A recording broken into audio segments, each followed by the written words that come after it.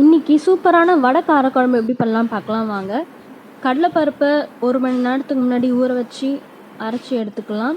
இப்போ தேவையான பொருட்கள்: தட்டி வச்சுருக்கிற 3 பல் பூண்டு, 2 பச்சை மிளகா, வெங்காயம், ஒரு வெங்காயம் நல்லா பொடிசாக கட் பண்ணி போட்டுக்கோங்க, கறிவேப்பிலை, கொஞ்சம் சோம்பு எல்லாம் போட்டு நல்லா கலந்து விட்டுக்கோங்க. உப்பு போட்டு அரைச்சி எடுத்துக்கோங்க. வடையை நம்ம சுட்டு எடுத்துக்கலாம். இப்போ குழம்பு எப்படி தாளிக்கலான்னு பார்க்கலாம். கடாயில் எண்ணெய் சூடானதுக்கப்புறம் கடுகு, சோம்பு, சின்ன வெங்காயம், 2 தக்காளி, கொஞ்சம் வெந்தயம், கருஞ்சீரகமும் நான் இதில் ஆட் பண்ணியிருக்கிறேன். கருஞ்சீரகம் ரொம்ப நல்லது உடம்புக்கு, அதனால் எப்பயாச்சும் கொஞ்சம் ஆட் பண்ணிக்கோங்க, ஆனால் அடிக்கடியும் ரொம்ப சாப்பிடக்கூடாது. அப்புறம் 3 பல் பூண்டு தட்டி வச்சுக்கோங்க, அதை இதில் போட்டுக்கலாம். கொஞ்சம் உப்பு எல்லாத்தையும் போட்டு நல்லா கலந்து விட்டுக்கோங்க.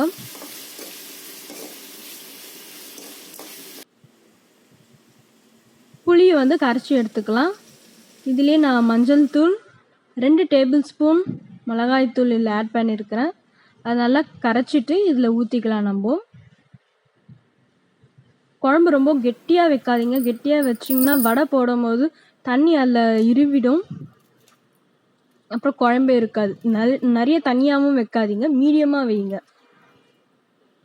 இப்போ வடையை நம்ம ஆட் பண்ணிக்கலாம். நல்லா கலந்து விட்டுக்கோங்க. சூப்பரான வடை காரக்குழம்பு ரெடி ஆகிடும்.